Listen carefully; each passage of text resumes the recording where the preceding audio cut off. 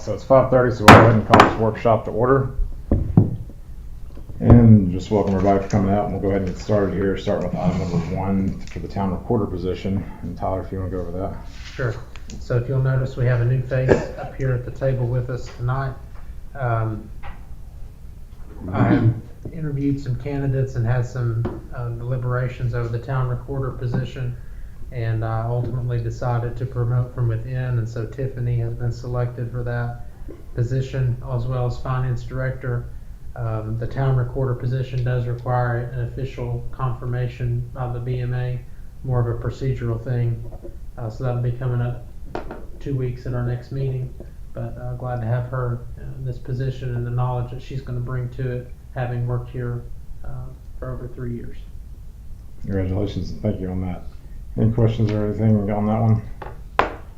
I'll take us then on the item number 2, certified tax rate, second reading. So we brought an ordinance to you last month about the certified tax rate. This was due to the comptroller's office releasing that after our budget had already been passed. So that's a 0.9758 tax rate, and this ordinance is just confirming that rate and updating that for the upcoming or the current fiscal year. Questions on that?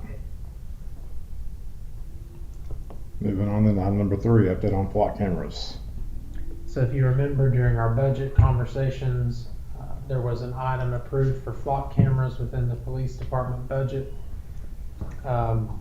We had been contacted by a couple of media outlets asking where we're at with that process. We have in the past several weeks decided to put that on pause for the time being and invest that money in other areas in the police department, other software that we need in order to improve our report writing and ticket writing. So we've redirected those that amount of money for the time being. Not to say that it's 100% off the table altogether, but as far as this fiscal year, it is not going to happen. So we just wanted to make you aware that for now that process has been put on hold. Will we have to come back and pass it again? It would have to be included in future budgets if you wanted it at that time. Okay. Is the pause due to the legislations that's trying to happen at the state and federal levels? The primary reason that we decided to pause was to invest that money in our new ticket and crime reporting software. So I wanted to add just one thing on that. I think if we do decide to move forward that in the future, I'd just like to see us make that more of an up-down vote on the board making that decision if we proceed with that, more so than just putting in the budget. Because I mean, I know I brought up in the budget time about taking that money out of that for that line item, and I don't want to kill the whole budget just because of a single line item within it. So it's like I think with something like that, if we decide to ever move forward with it, I'd like to just see us have an up-down vote on if we proceed with it or not. I think that if we were to pursue it again in the future, that would be a requirement from the company before we went fully live, that we would need some kind of resolution. So we would probably approach it in that manner if it were to be brought up in the future. So based off that, and with no current agreement or contract or anything like that, and knowing that we have to have a resolution to proceed with it, it's essentially dead at the moment. That would be correct for the time being, yes. Any other questions on that? I'll take us then on to item number 4, property issue at 912 South Sherbrooke. So this is a slightly complex issue, and I will try to make it as simple as possible for you to understand and present you with the options. The town attorney and his office have been crucial in helping us understand our options in this situation. But this relates to 912 South Sherbrooke Circle, which is the property owners are selling that property. When they purchased the lot, there's a shed and a driveway that actually resides on an unopened public street. That the right to that belongs to the town. So the current owners didn't build that, but they inherited the property that way, and they have been taking care of the property, even though it is not physically on their property. They've gone now to sell it and want to get this resolved before they can go to closing. So they don't possess any ownership interest in it, but they're asking us to do something about it. We have a couple of options. We can either keep the street corridor open and allow them to use it temporarily under a revocable agreement, or we can permanently give up the street by vacating the street. There are a couple other options, but basically we're free to decide how we want to proceed with this based on long-term goals and interests rather than this, immediate need that we've been asked about by the property owners. So the first option is we can do nothing. The second option would be we can require them to remove those improvements, the shed and the driveway. We can require that to be removed. The third option would be allow the improvements to stay with the revocable agreement that the town could revoke at any time in the future that it deemed necessary. We would need that street to be opened. Fourth option would be to grant an easement, which is complicated, and it gives pretty much the same result as the temporary revocable agreement. And then the final fifth option would be just to vacate the street altogether. We've reviewed this, deliberated about it. We feel that the option C, which is a temporary revocable agreement, will probably be best. But at the end of the day, it's up to your decision.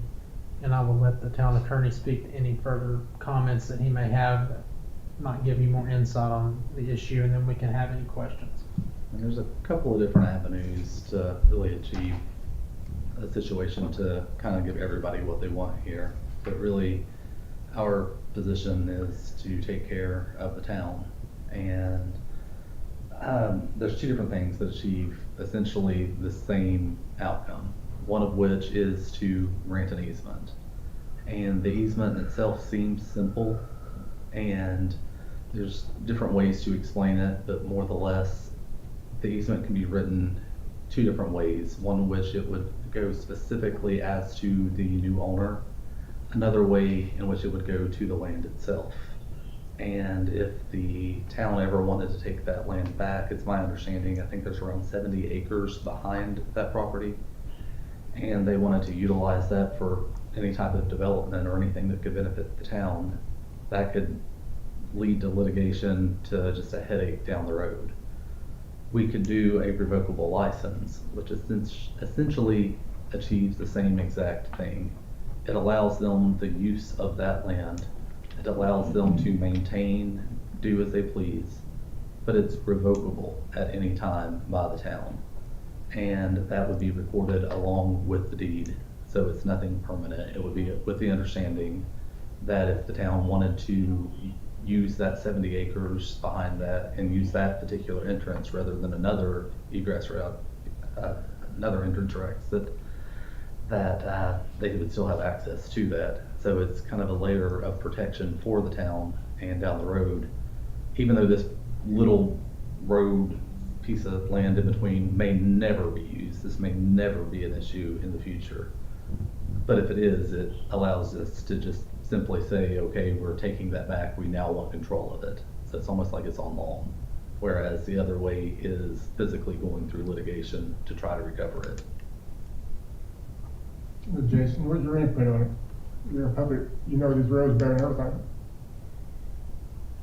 I agree with them, just, let them use it as need be, but they have a right to take it back if needed. Is that the only entrance into that 70 acres? It appears, now that's, I don't know for sure, but it appears there's a small street to the west of that property that connects to the 70 acres. There isn't, there again, I don't know that to be for sure, but it appears they are. There's another way in. But just to be clear, for perspective, 70 acres would be a significant amount of land for houses to be on. So you wouldn't want to funnel 70 acres through one tiny side street. So even if there were additional entrances to it, I wouldn't think you would ever want to limit what you could develop, because I mean, just so everybody on the board's clear, it's not the town that owns that acreage behind it. It's privately owned, so it would be something that would be privately developed. But just looking at it kind of on Google on the maps here, I don't see any advantage to us to cut off access to that property. That the temporary, revocable agreement is by far the best solution that we would have to it, which gives them the ability to proceed and us the ability to, if that ever somebody came and wanted to build houses in that area, we can look at our development options for the street at that point. And to kind of add to what the mayor said here, we don't necessarily know the areas that he was speaking of to ingress and egress out of that 70 acres. I mean, there could be hiccups or bumps or anything that comes that does not allow that. Then all of a sudden you have a landlocked piece of property, and that landlocked piece of property achieves nothing for anyone. Correct. So I guess would staff and attorney recommendation be to proceed with the irrevocable agreement? Yeah, that would be the staff recommendation, because that would at this point help both parties. It gives us the option to remove the approval in the future, but right now it allows them to keep the property the way they have it. And is that's something we'll just need to take a vote? We'll vote on this month's meeting, or is that will we be able to proceed just based off? We'll need a vote. It'll be a discussion and consideration item. Okay. Any other questions on that? Who, I guess this is back when Vince was still alive, who gave them permission to build or put buildings on the street to begin with? Is there not any permits on file for that? I would say not. And it happened prior to this current owner. So it could have been in the past long time. yeah, It's my understanding. these owners have had it since 2022, I think. So it was before that. Is that just a utility building or is it a barn? Just an outbuilding. An outbuilding and a drive. Is it a driveway? Just a turnaround in the driveway. It's not the actual physical driveway into the house, but it's just a place to turn.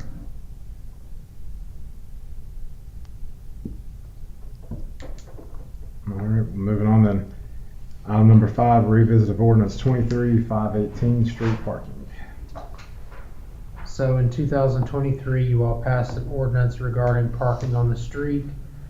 No parking allowed on the paved portion of any street except in the event of extreme inclement weather conditions.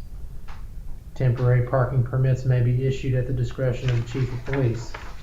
And that's all it said. We've received some requests to look at this ordinance and maybe rework the language, not get rid of it entirely.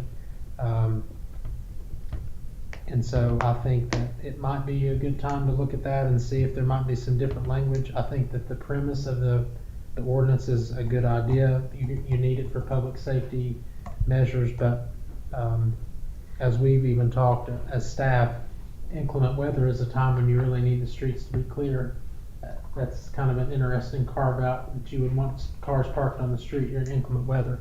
Some ideas may be, parties or events or things, that would be a time where it could be allowed versus inclement weather. But it's up to you all to decide exactly how you want it, or if you want to leave it the same. Just bring it to you as an item that we've received multiple comments and complaints about. The inclement weather part of it came from the Hammonds Estate subdivision, where they have the very steep driveways that they cannot get down in the wintertime, that we would give them permission to park on the side of the street. Yeah, that was the creek side of the street that they was complaining about, the steep driveways. So that's where that language came about. Should we include something for commercial vehicles? Obviously, large commercial vehicles are not going to be able to go up a lot of the driveways. They could just park them on the street. I mean, it's being done now with no consequence. Has people complaining about people parking on the road, or do they want to get permission to park on the road? There's been a little bit of both. People having trouble, getting in and out of driveways or things, but also, I think people who would like to park on the street and feel like they can't because of the way the ordinance is written currently. So one thing I want to add with this is that it also is one of those things that, because I know I was definitely opposed against this when we passed this in 2023 because of the way it's written. It incentivizes the people that are going to make a fuss and complain. Incentivizes might not be the right word to use there, but it becomes like on my street, for example. You could park on my street and probably nobody would really know or complain or care because it's not something that there's a neighbor that's just constantly complaining about it, or there's not it's not large traffic going up and down on there. But there's, the argument was always used about it being a public safety. And my question is there not already TCA code that says if you're obstructing the roadway of public safety, people from going through, that they can cite you of, I think that's more of a TCA code that could already be covering that aspect of it versus a municipal ordinance. Well, so the school bus, they was complaining a lot about they couldn't get their buses through some of these streets because of the cars parking on the side of roads. They couldn't get through. Right. And West Ridge is famous for that because of their narrow streets. It's rough getting two vehicles down, much less a bus and a vehicle. So it's not something that, I think if the blanket ordinance is written to cover with just that, a blanket ordinance saying no parking anywhere, and there's except for the temporary situations, I still think that it's too restrictive.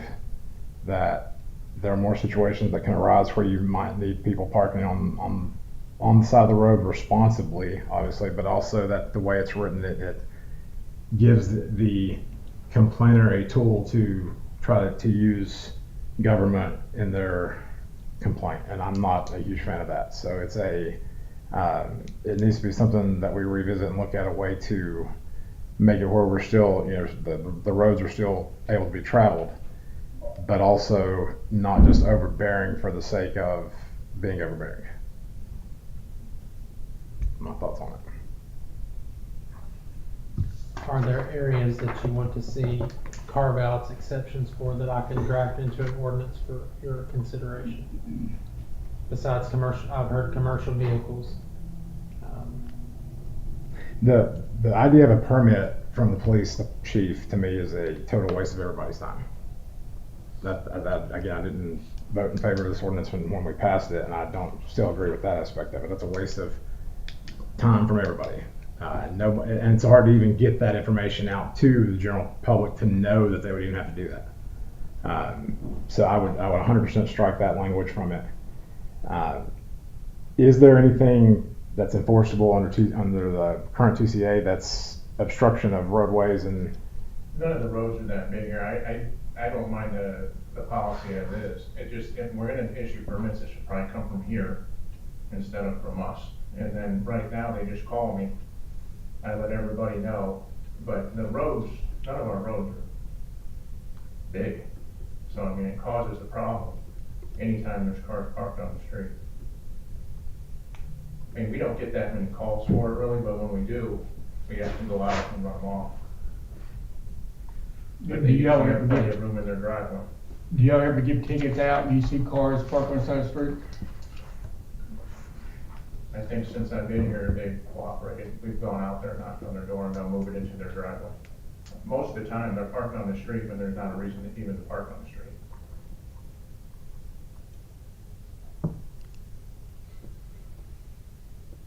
I mean, I just had, like, if someone has, like, I just got a call yesterday, they're having family in town over the weekend. So they gave us a heads up that they may have a couple cars on the street.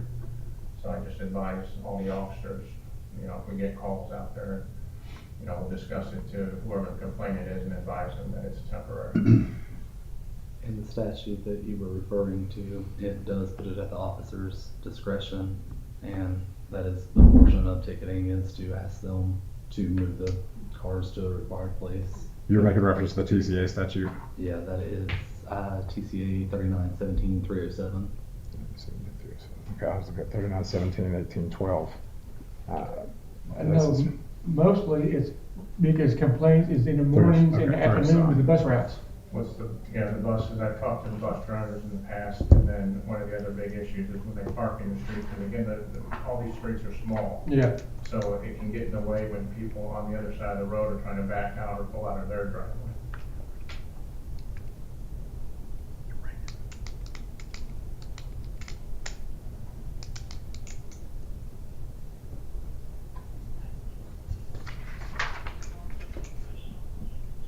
Let's, so as far as how we're going to proceed with this, I still would like to see that kind of the language updated in some sense. If you want to take a look at how we could work on clearing the language up in regards of getting the permit, even if there would be a way to incorporate that online to the website where somebody could go in and fill out a form online that just goes straight to the police department, let them know. I imagine that just something like that if we're going to keep that process, which I still, that's a lot of hours of manpower for little return in my opinion, but let's look at cleaning the language up at least and then figuring out how we can drive awareness to that a little bit more. Would you, if you do give somebody permission to park there, would you still make sure a bus still be able to get through there? Yeah, we usually advise them to pull off as far as. I mean, hate to give somebody permission, then a bus comes by and they can't get through. But you're never going to be able to legislate common sense. I mean, I'm sorry, but you're not going to be able to legislate common sense. It's not that If common you're, anymore. the idea of parking on the roadway is not that you're parked dead center in the middle of the right or left-hand lane. It's that your 2 tires are probably in the grass, 2 tires are probably in the road, right? And to me, that's where I'm like, this is becoming, is this the best use of our officers' time? First and foremost, that's where I start going from there. I guess the biggest thing, how close do you park to the curb, I guess, give a bus going around. And that's where the idea of having our officers out there with a ruler to measure how close somebody is to the side of the road is just, it's crazy. And I get we don't have big roads, but some of it just becomes if it becomes a particular individual issue, or is there not tools in place that you can address the particular issue versus having to have such a blanket policy? Unless you do you can't park 15 foot to a curb, that way you give yourself a route for a bus to go through. So, Those streets out there are I think they're 17 foot wide, ain't they, Jason? Most of them? Some of them's 12, 14, some 25, you never know. I think anybody can park a car out there and you still take a school bus by it or a fire truck if you need to, but yeah, people want to park there occasionally where You they never know when they gotta go through. want to or not. In your newer subdivisions, yes. Mine's about 17 foot. Your roads are a little wider. Statute. Now, if you go into older It could be some subdivisions civil like liability if West emergency Side, services or could not get to. West it. That's what I thought. It's a West civil side. liability Behind that Oak Grove. person could have too, right? those Well, streets are we so use small, under you the can't even statutes get we only see. 2 vehicles, regular vehicles, side by side with one another. On the older neighborhood. On the older neighborhoods, yes. And that's where the buses is having the most issues, is in the older neighborhoods, not so much as the newer neighborhoods. So the attorney has further read some of the TCA statute. Can you elaborate on that? Yeah, part of my concern as we talk this through and I listen to you guys voice your concerns, a portion of this, and I'm looking at the criminal statute now, and the town could be exposed to some civil liability if emergency services weren't able to respond to a house fire, to an emergency. So that exposure is something to consider. The town would be responsible for the civil liability or the person blocking the road? It looks like it could come back on the town. I would need to do a little bit more research. This is just me Just kind of shooting kind from of the hip, going yeah. through it. So let's before we take any action on that, because I was under the impression through what I've researched on it that an individual could be civilly liable if they did something to prevent a emergency vehicle from, and it might be both actually at the end of the day too. It is a criminal charge. Criminal charge, okay. So that's why I would like to explore. Yeah, this a little bit more. let's kick that to the attorney and to Tyler to work on what the wording needs to look like to make it as to cover the town's liability first and foremost, but also, I said, we're not gonna be able to legislate common sense, but I think a lot of this just breaks down to having common sense of getting your car as far out of the road as you can. Yep. Just plain and simple. But yeah, so let's proceed with going that route and letting them review that and action it once that's ready. We'll probably bring that back to you at the September workshop, Okay. not put anything on this. No, I wouldn't think it would be probably ready for this month, so. Any other questions on that? That'll take us to item number 6, then, interlocal agreements with fire departments. Mitch, Tyler, Mitch, you want? Mitch brought me a couple of interlocal agreements that he would like to see us entertain, and I'll let him talk about those if he wants. There's 2 interlocal agreements. The first is with Tennessee. Mount Carmel, Hawkins County sits in Tennessee Homeland Security District 1. So this would be the actual interlocal agreement will be with Sullivan County and Sullivan County EMA, that emergency management, that's who heads this up. But this will, if we enter in this agreement, will allow our guys to go to a lot more training, especially specifically technical rescue, swift water, urban search and rescue, and just participate with the district team trainings that go on a regular basis now. I was a part of that when I worked in Johnson City, and it would be a huge asset for us to be able to send people to that and participate in that. We just have to have that interlocal signed with them. The guys have to be, when they're participating as part of the Tennessee District 1 Homeland Security District, they have to be covered under their home department's workers' comp. They can't just freelance and go up there, basically. The second is with the city of Churchill. They've got it on their BMA agenda as well. This would be to formalize pretty much what we do now. It would be for automatic aid for Mount Carmel respond Churchill automatic aid, and vice versa, automatically on structure fires. We do that now, more or less. It's a little bit of a delay. We have to request them, they have to request us. This just takes that 2 to 3 minute delay out of the fix. I spoke with the fire chief and the public safety director there. They talked to Mayor Deal. It's on their BMA agenda as well, and they don't foresee any issues with it being passed there. Questions on that?